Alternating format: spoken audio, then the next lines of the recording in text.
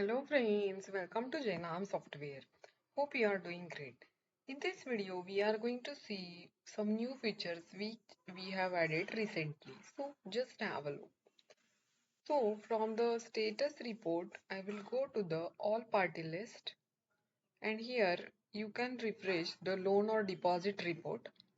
So I will select loan and just click to refresh.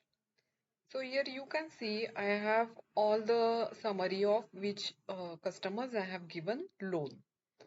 So from here you can directly export this to Excel and you can export as a PDF also.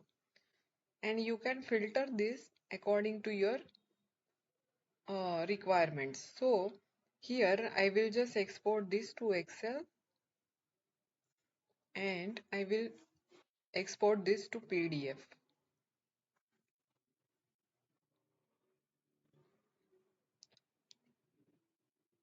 So I can open this report and you can check this is downloaded in PDF.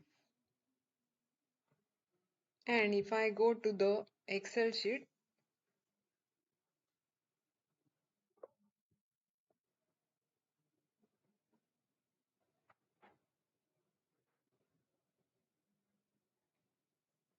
here you can see this report is in Excel sheet.